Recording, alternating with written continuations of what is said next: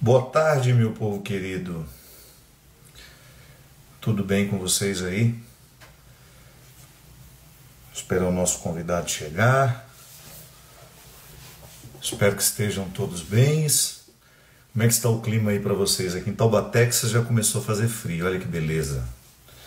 Eu estou aqui com esse aspecto deplorável de quem não sabe o que é um pente há mais de 40 dias. Se bem que pente eu nunca soube, né? Nunca penteei o cabelo. Mas não sabe uma tesoura. Naomi, minha amiga querida. A Naomi que corta o meu cabelo. Olha a situação que o seu amigo está. Vamos ver se o nosso querido Dr. Calil já está aqui. Já estamos com o nosso aqui.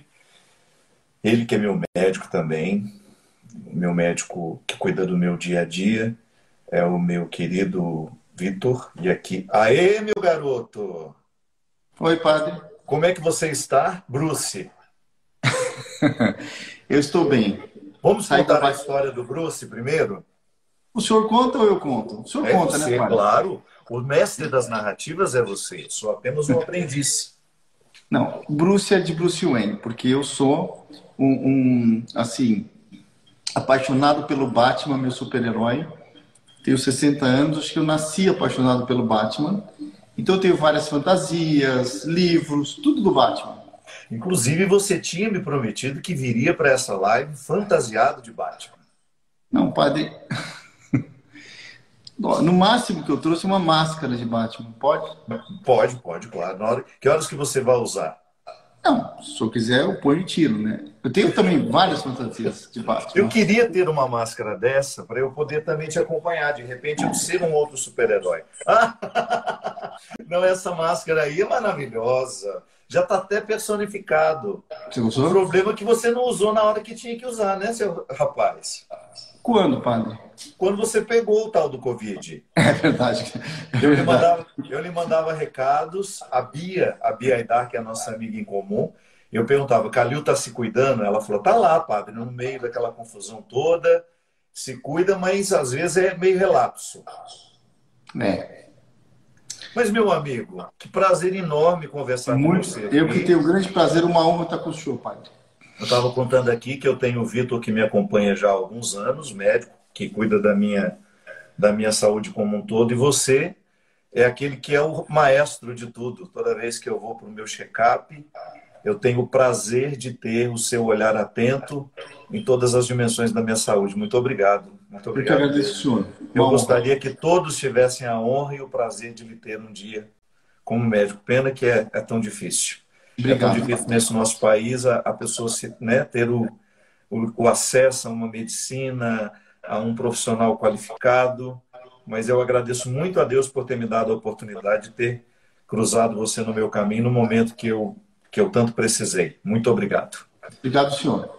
Me fala uma coisa, eu sei que você já está cansado de falar disso, mas eu acho que é um ponto muito importante para nós aqui, sobretudo para o meu público que talvez não tenha acompanhado os seus depoimentos em outros lugares. Como é que foi passar de médico a paciente do Covid-19? Não, veja, foi um susto, né? Porque, como o senhor sabe, procuro trabalhar 24 horas, sempre nas UTIs, com pacientes, desde um simples check-up até pacientes muito graves.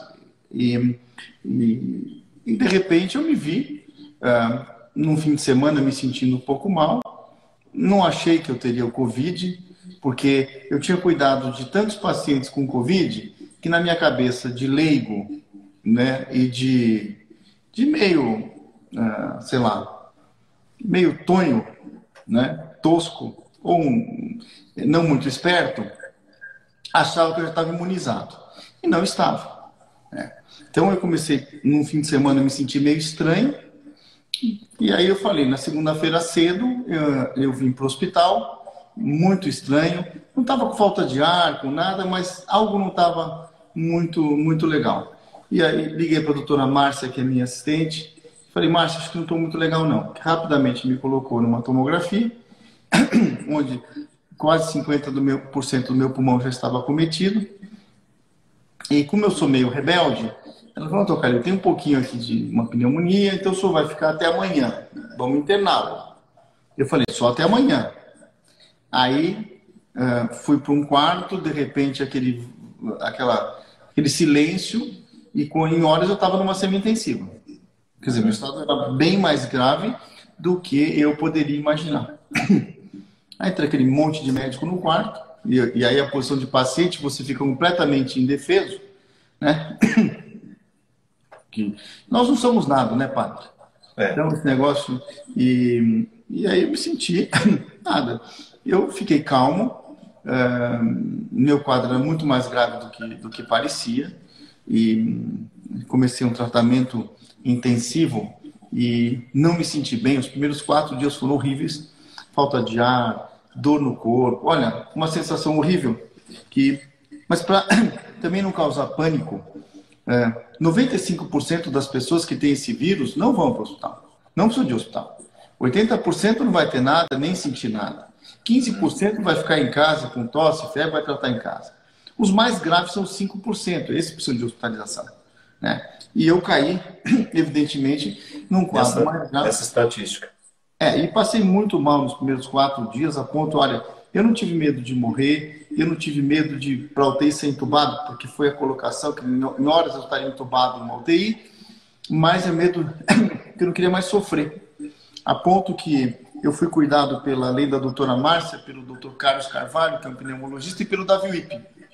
3 da manhã, no segundo dia, eu liguei para todos eles e falei, olha, eu quero parar o tratamento, eu quero morrer, porque é um sofrimento louco, né? Eu queria parar de sofrer.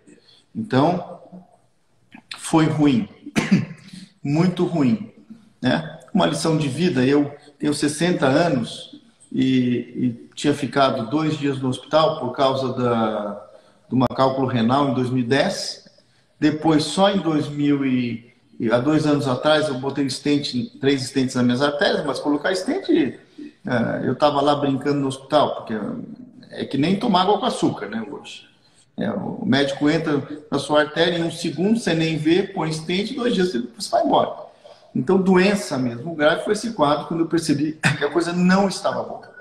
E os médicos não estavam contentes com a minha evolução, né? Então, você percebe. E aí você entra num estado de transe. Interessante. Eu não tive medo de morrer, eu fiquei quieto.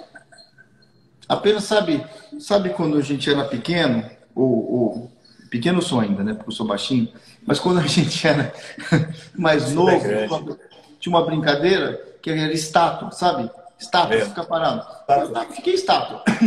Fiquei ali quieto. Eu fiquei 10, 11 dias no hospital, não fiquei aflito em nenhum momento. Aflição um pouco, alguns dias sim, mas por causa do quadro clínico. Mas eu fiquei ali, quieto, sabe, pensando na vida, e passa 1000 coisas na sua cabeça, né? Porque quando você está ali com uma chance de não sair do hospital, você repensa muita coisa. Não digo para o senhor, padre, que eu saí diferente, né? Porque eu sou mesmo um rebelde andando para lá e para cá. Mas no inconsciente a gente muda sim, né? Muita coisa que a gente dava importância. Deixa eu ver. Eu estava pensando hoje o que falar para o senhor em relação a isso, dar um exemplo. Antes de eu ficar doente, alguns 2 meses atrás, eu fui no oftalmologista. E ele falou para mim, olha, você tem uma inflamação aí nas pálpebras e você está perdendo todos os cílios. Eu lembrei disso hoje cedo. Nossa, minha preocupação maior em fevereiro era perder os cílios caindo. Pelo amor. E eu fiquei super preocupado. Liguei para os meus amigos especialistas. O que eu faço para não ficar sem cílio? Meu Deus do céu. Depois que você passa por isso, que cílio caindo. Pode arrancar minha pálpebra que tá bom. Então a gente muda assim, padre. Quem falar que não muda.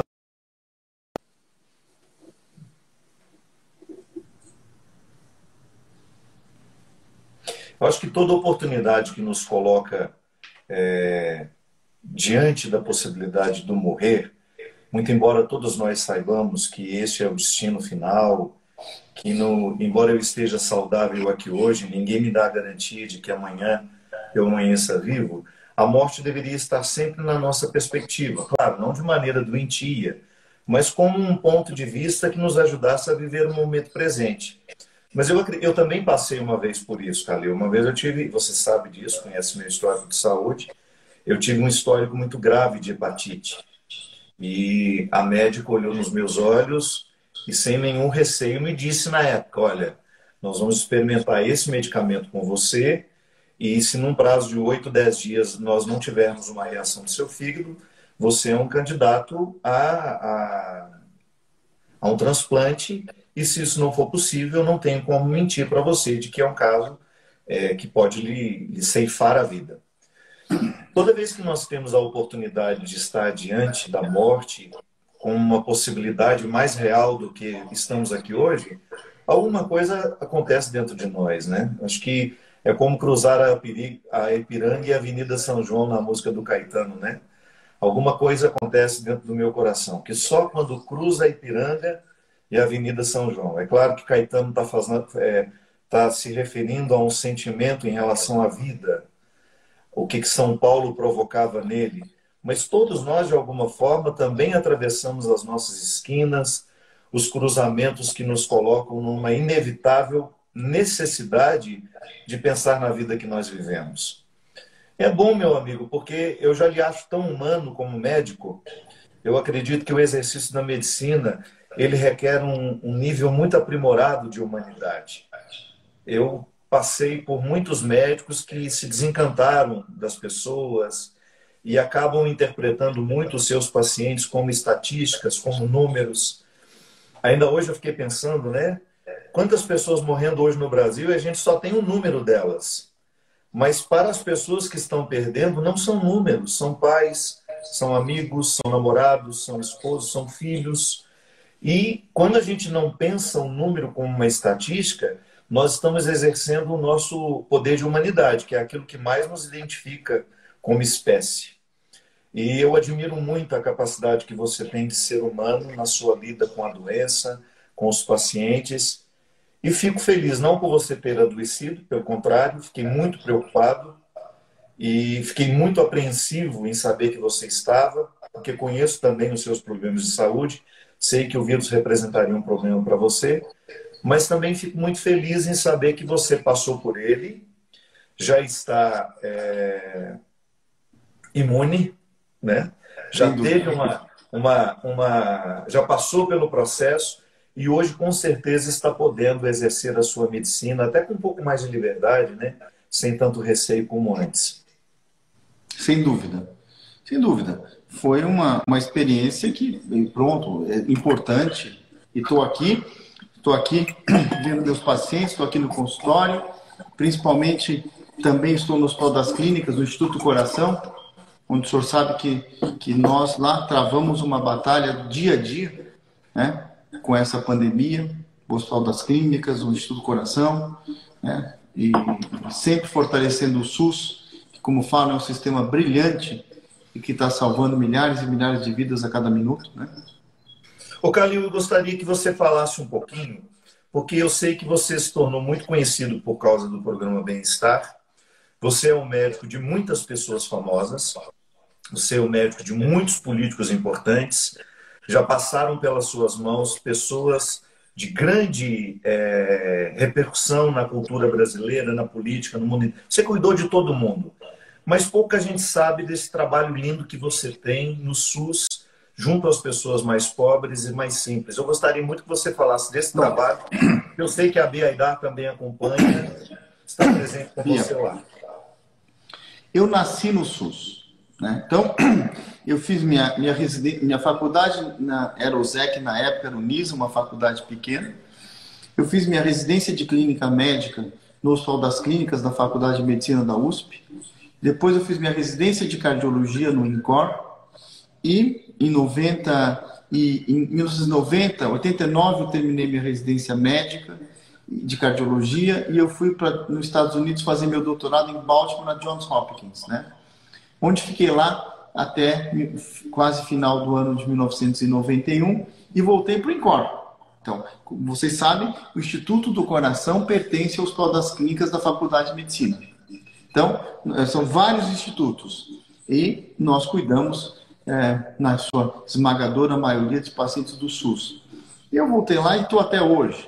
Então, a minha vida, na verdade, é no Instituto do Coração, no Hospital das Clínicas, onde nós lutamos justamente para cuidar das pessoas carentes. Então, eu tô no INCOR, padre, desde 1900, contando a residência em 86, sei lá, 35 anos, eu estou lá no Instituto do Coração e no Hospital das Clínicas.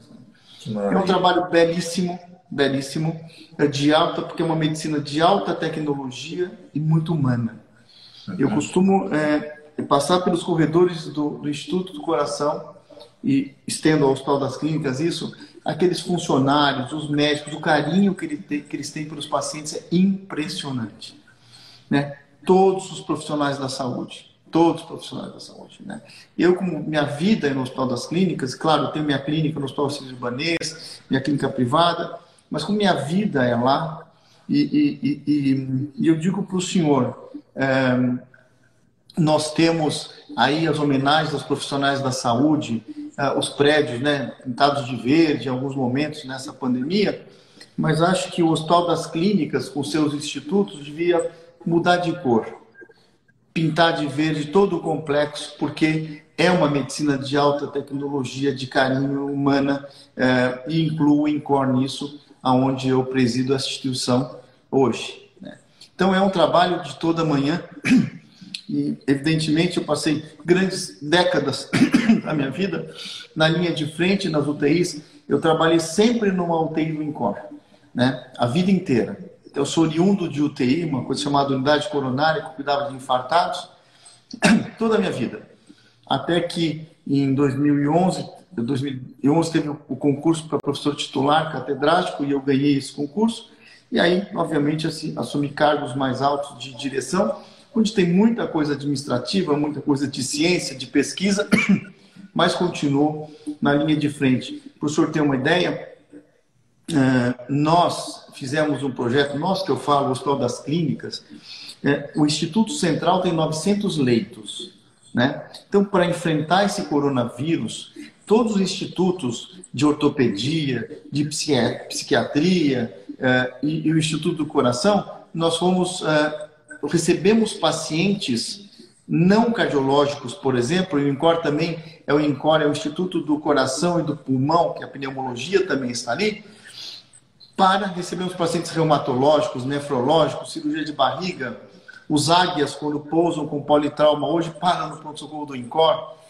Para quê? Para deixar 900 leitos só para tratar Covid. O Instituto Covid e o Hospital das Clínicas, com mais de 200, hoje 200 e aumentando, vai chegar a 300 leitos de UTI para dar suporte para esses pacientes mais graves. São UTIs de alta tecnologia, com pessoas extremamente preparadas, tanto é que tem cardiologistas no Instituto Central hoje. Nós montamos uma UTI de cardiologia lá, acoplada justamente para tratar os pacientes com Covid e problemas no coração. Um trabalho muito brilhante, um trabalho que o Hospital das Clínicas faz, veja, que não tem igual no mundo. Esse planejamento foi desde janeiro. O Hospital das Clínicas tem um comitê de crise que pensou nisso, vem pensando desde janeiro, ninguém ficou parado. Então, quando chegou o coronavírus no Brasil, de uma maneira ou de outra, estávamos preparados para recebê-lo. E esse trabalho eu faço, a minha vida é ali. Eu costumo dizer que ali é minha vida, atendendo, fazendo pesquisa, naquele complexo, né? Calil, um dos motivos que eu tive para querer essa conversa com você... Aliás, o dia que eu tiver que partir para outra vida, porque toda a minha família morre de infarto, né? Eu também espero morrer um dia de infarto. E andando pelos corredores do INCOR ali, puf. Você quer que seja lá? Quero andando assim. Vou rezar nessa intenção, então. Obrigado, padre. Deixa eu te falar uma coisa. Eu sei que você tem uma visão muito esperançosa. Eu sei que você não está com essa visão fatalista da doença que algumas pessoas têm. Eu acho que isso tem feito muita diferença numa conscientização que é responsável, mas ao mesmo tempo não gerando pânico nas pessoas. Você acha que hoje as pessoas estão suficientemente informadas sobre a gravidade da situação e, ao mesmo tempo, equilibrando tudo isso com as boas notícias que nós podemos dar também sobre as pessoas que estão sendo curadas, sobre as muitas pessoas que saem do quadro grave, como você saiu? Ou você acha que nós estamos muito focados nos números negativos? Olha, infelizmente estamos muito focados nos números negativos. Isso não pode ser assim. Claro que estamos diante de um quadro gravíssimo, uma pandemia que pegou o mundo inteiro e atingiu o Brasil de cheio. O Brasil é um país heterogêneo, então tem regiões que estão mais tranquilas, outras não, né? Como no caso de São Paulo, por exemplo, uma situação mais crítica, e outras regiões. A cidade de São Paulo, ainda hoje, a incidência é muito alta, está aumentando. Agora, nós temos, primeiro, isso é uma viremia que passa, vai passar. Segundo, acredito que no segundo semestre, no máximo no ano que vem, teremos a vacina. Tendo a vacina, o coronavírus foi página virada. Um pesadelo que nós acordamos. Foi embora. Foi embora. Agora, 80% das pessoas não vão ter nada, nem vão saber que tem. 15% vão tratar em casa. Os 5% ficam graves. Então, obviamente, essa superlotação de UTIs, e o Brasil tem bastante, falta leito de UTI, mas até um dos países que tem uma estrutura de UTI bastante boa no geral, são os pacientes mais graves. Doutor, eu vi uma pergunta aqui importante, eu posso já incluir aqui? Claro. A Rosângela acabou de perguntar se é verdade que os pacientes ficam com algumas perdas definitivas no pulmão. Não, então isso é uma coisa. Não, foram feitos, saiu recentemente publicado os primeiros 3 meses aí dos pacientes em Wuhan. Alguns pacientes que tiveram comprometimento pulmonar podem sim ficar com algum grau de sequela 3 meses depois. Dependendo muito, isso varia muito do grau de comprometimento do pulmão. Então é necessário os pacientes que tiveram quadro mais grave repetir uma tomografia com orientação do médico 3 meses depois, uma prova de função pulmonar, mas é uma minoria dos casos, a grande maioria dos casos resolvem, né? O importante, primeiro, a letalidade, quando o senhor fala em 7% no Brasil, hoje tem mais de 100 mil pessoas, morreram 7 mil, mas não tem 100 mil pessoas. O Brasil é um país subnotificado. Não foi feito a testagem de como poderia, né? Porque não toca. Eu, se tiver que chutar, tem mais de 500 mil pessoas hoje no Brasil, com 7 mil mortes. Ainda bem que atualmente estão divulgando os dados dos curados, né? Então tem muita gente, a maioria cura. Olha, se tem 100 mil pessoas, vamos supor hoje, com 7 mil mortes, e os outros 93 mil foram curados ou também. Então isso é um dado positivo, né? Então é importante falar isso. E outra coisa, apesar de não ter o antiviral, porque o tratamento definitivo é um remédio antiviral. Recentemente publicado um antiviral nos Estados Unidos, que talvez reduza o tempo de UTI, mas ainda não é 100% para matar o vírus. Provavelmente nem tenha um antiviral, mas vindo a vacina o problema está resolvido. Mas o mais importante é que nós temos condições de tratar, nós sabemos como tratar a doença coronavírus. Ele agride o organismo com inflamação, com agressão ao pulmão, com trombose. Nós sabemos, caso a caso, como cuidar. Então, não é que não sabemos tratar as consequências e manter, graças a Deus, a pessoa, na grande maioria das vidas, os pacientes vivos e aumentando a sobrevida dos doentes. Doutor, uma pergunta que também é muito frequente. Quem se contaminou, já é certo que está imune ou não? Isso no começo. Bom, se você se vacinar, você está curado e pronto, imunizado. As pessoas, conversando com vários infectologistas, você pegou o vírus e imunizado com a dosagem do IgG no sangue, com a sorologia, você está imunizado e acabou. Agora, mas existem casos das pessoas que tiveram a doença e não tiveram a imunidade depois? Pode até acontecer, mas são casos mais raros. São casos mais raros. Isso, de novo, eu sou cardiologista clínico, eu não sou infectologista nem imunologista, mas conversando com o Dr. Davi Wipp, por exemplo, que eu tenho contato direto com o Dr. Esper Calas, que coordena o comitê, um dos coordenadores do Comitê de Crise do Hospital das Clínicas, você imunizou, tem IgG positivo, acabou, está imunizado. Então esse pânico também tem que acabar. Pegou uma vez, acabou. Vão ter casos que, obviamente, a pessoa não é imunizada, é a mesma coisa se tomar uma vacina para hepatite, por exemplo, e fazer a sorologia meses depois. Algumas pessoas têm que repetir a vacina, mas são casos mais raros. Então, de novo, o vírus vai embora. vai embora. Nós vamos ter um mundo. Depois eu não sou tão radical, ó, o mundo antes do coronavírus e o mundo depois do coronavírus. Então, veja, alguns hábitos, já aproveitando, vão mudar para melhor. Nós vamos lavar mais a mão. Quando você estiver resfriado ou resfriado, a gente vai usar máscara. O Japão é assim. Então, Eu já vivi assim há um bom tempo, né? a população vai estar mais educada em relação a isso. A população, eu vou estar mais educado em relação a isso. E principalmente, aproveitando o gancho, o Sistema Único de Saúde, o SUS, vai sair fortalecido.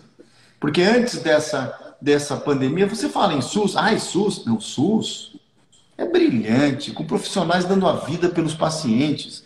Tanto os governantes como a população vai dar muito mais valor ao Sistema Único de Saúde, que trata mais de 100 milhões de pessoas. Isso é fantástico, né? Então, é o lado bom da pandemia. E as pessoas talvez mudem um pouco a cultura, mas o mundo continua, a vida continua. Se Deus quiser, daqui 1, 2 meses e pronto, depois da vacina, tchau, coronavírus. Doutor Calil, a gente tem um prazer enorme de ouvir o senhor falar assim, de maneira tão positiva do SUS, porque além de ser um grande médico que circula nos maiores hospitais e mais equipados hospitais do país, você também frequenta os lugares do SUS. E é muito bom porque nós brasileiros temos uma mania muito feia de subestimar o que é nosso, né? Nós falamos do SUS com uma facilidade, falamos mal do SUS e às vezes nunca precisamos passar por um atendimento do SUS para saber como verdadeiramente é. Existem limites no sistema? Claro. Nenhum sistema é infalível, nenhum sistema é perfeito, mas nós não podemos nos esquecer que em muitos lugares do Brasil o bom atendimento é justamente o do SUS. A maioria. Como em São Paulo, eu conheço bem, na época que eu era seminarista, que eu ainda não tinha recursos para me tratar onde eu escolhesse tratar, eu frequentei muito o Hospital Santa Marcelina.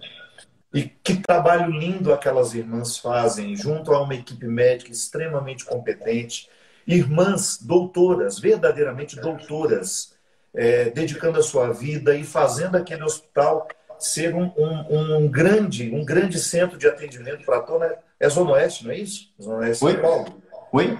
Santa Marcelina é Zona Oeste? E agora você me pegou, padre. Ali, a região do Tatuapé, aquela região ali.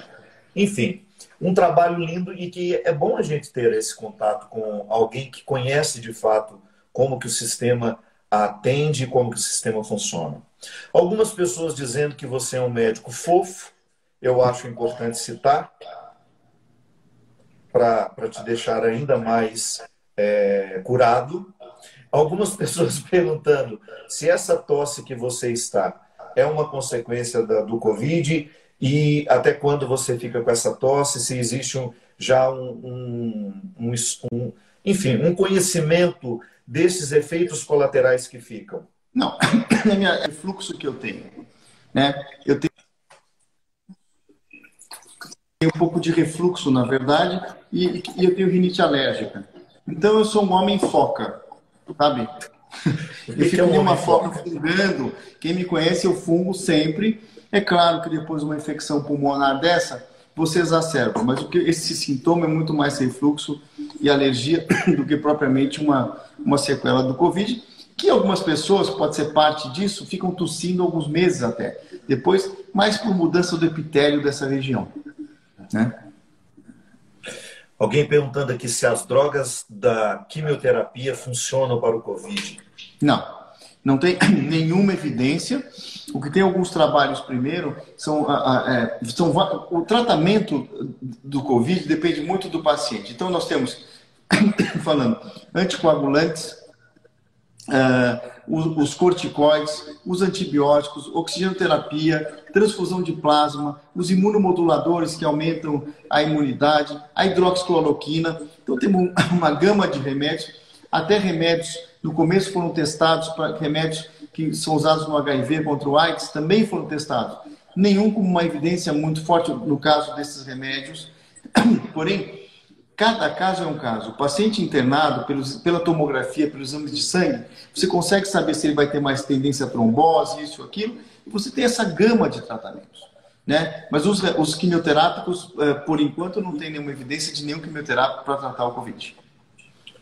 Doutor, me fala uma coisa. O senhor tem um palpite de onde virá mais rapidamente a vacina?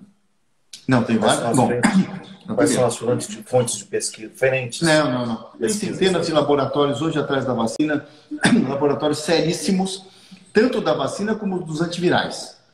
Tanto é que, recentemente, está para ser publicado essa semana ou outra, um antiviral por uma firma americana, que até o presidente Trump foi lá, anunciou e tal, que realmente tem um efeito de redução de tempo de UTI dos pacientes. Mas os antivirais provavelmente vão sair também, mas já tem vários laboratórios produzindo, testando vacina em humanos já. Então, com a inteligência artificial, teoricamente uma vacina ficaria para o ano que vem, vamos supor, 2021, mas não. Eu acredito, eu sou sempre otimista, nós temos que ser otimistas, que no segundo semestre nós teremos sim vacina.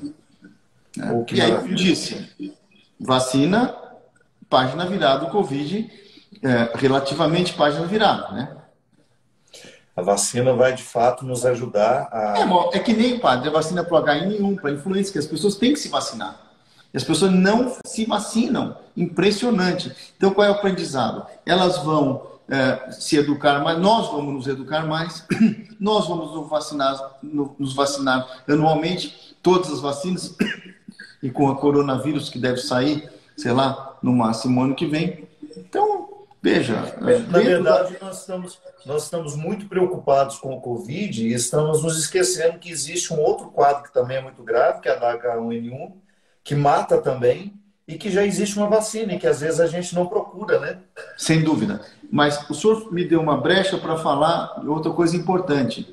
As pessoas estão muito preocupadas com o coronavírus e não estão preocupadas com a sua saúde. Então está acontecendo um pânico e as pessoas não estão indo ao médico, não estão indo no pronto-socorro quando passa mal, estão morrendo em casa. Pronto-socorro do Encore em março, para o senhor ter uma ideia, recebeu 50% a menos de infarto do que em 2019. Onde estão os infartos? Morrendo em casa. Quantas pessoas passam mal, deixam de fazer seus exames de rotina, para pessoas doentes, com vários problemas, pacientes que deixam de fazer quimioterapia por medo do coronavírus. Olha, tem que se cuidar mesmo, é uma pandemia, tem que fazer isolamento, mas calma, o coronavírus não é uma assombração que vai sair na rua e pegar todo mundo. Calma lá. Tem que ir para o hospital sim quando necessário, tem que fazer exame sim quando necessário, tem que consultar seu médico. As pessoas estão tendo dor no peito. Não importa, eu te dando exemplo, grande porcentagem de infartados que apareceram em abril. Por que o senhor não veio antes? Já infartado, com o coração metade perdido? Ah, porque eu fiquei com medo do vírus, sei. O senhor não pegou nada do vírus e agora está sem coração. Quer dizer, ou com o coração debilitado. Isso é muito importante. As pessoas elas têm que continuar o tratamento médico, meu Deus do céu. Na minha área, os hipertensos, os que fizeram procedimento do coração, largaram o acompanhamento. E principalmente os que passam mal em casa. Isso é uma desinformação, né? Então, eu fiquei isso sabendo também que tem muita gente que parou o tratamento de câncer, né? Inclusive, sim, quimioterapia. Suspende a quimioterapia por medo do vírus. O vírus vai embora já por junho, ou sei lá quando, e se o seu tumor voltou, acabou a sua vida. Quando, de novo, 95% das pessoas, incluindo os sintomáticos e os que não vão ter nada, não vai acontecer nada. Mas, claro, tem que se cuidar, tem que fazer isolamento, tem que ligar para o médico quando sentir mal, tem que ir para o posto de saúde quando passar mal. Do coronavírus estamos falando, com sintomas. Agora, veja, não é para largar o tratamento da sua doença de base.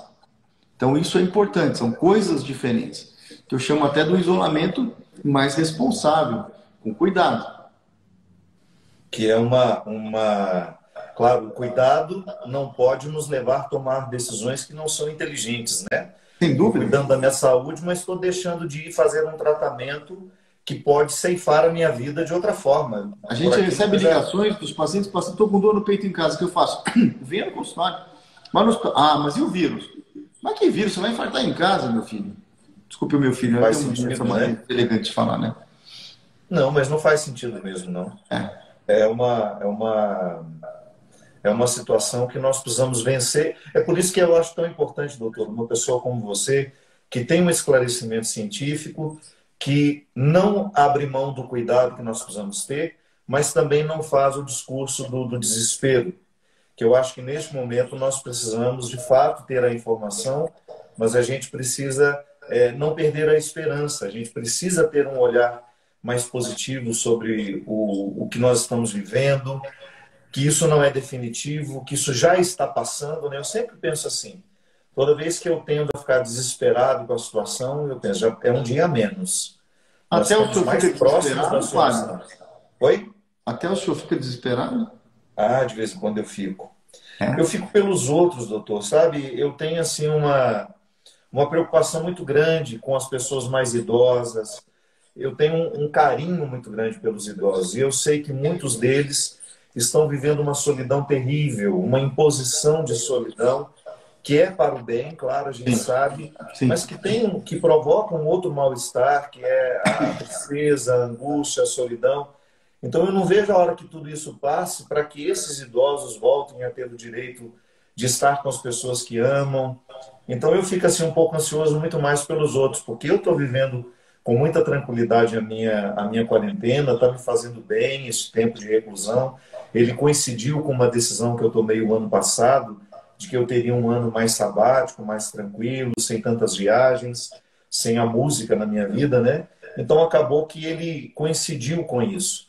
Mas por outro lado, a gente sempre pensa naqueles que não escolheram viver assim, né?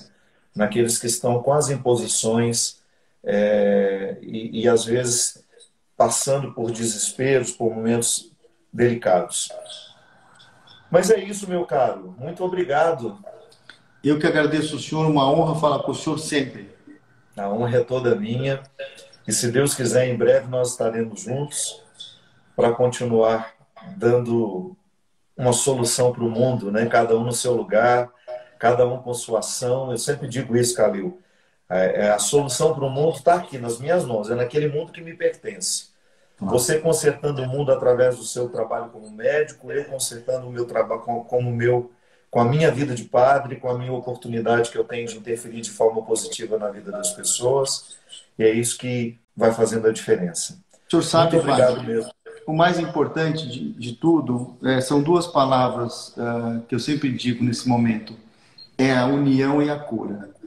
Todos nós, independente de qualquer característica de profissão, de partidos políticos, de crença, eu acho que o lado bonito do que o senhor está vendo, do que a gente está vendo dentro dessa tragédia, é a união e a cura. Porque de uma maneira ou de outra, todas as pessoas, sejam os governantes, sejam os médicos, seja qualquer um, nós estamos pensando sempre na união para curar as pessoas e diminuir o sofrimento. Então, isso que é importante, quer dizer, vão ficar algumas coisas boas dessa pandemia, né? Eu acho que as pessoas vão se unir mais, talvez, não sei. Eu acredito que tudo isso vai nos deixar uma nova forma de ser gente, né? Sem dúvida.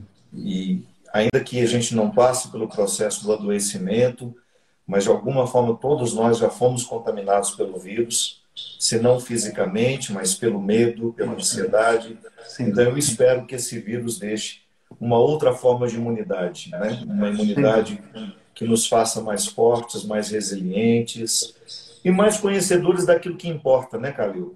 Sem dúvida. Você mesmo deu o exemplo no início que em fevereiro você estava preocupado com os cílios Sem dúvida. e de Imagina. repente a vida lhe deu uma reviravolta, lhe fez ver que os cílios não são nada perto de tudo que você é preocupado com os Sem cílios. dúvida nenhuma. Sem dúvida. Obrigado, meu amigo. Padre, fica com Deus. Muito obrigado pela oportunidade. Você também. Que Deus te Obrigado. abençoe. E Obrigado. obrigado a vocês que nos acompanharam. Vou salvar a live com o Dr. Calil para você, se quiser rever, ou então recomendar a alguém que não assistiu. Obrigado pelo carinho, por ter nos acompanhado e até breve. Obrigado.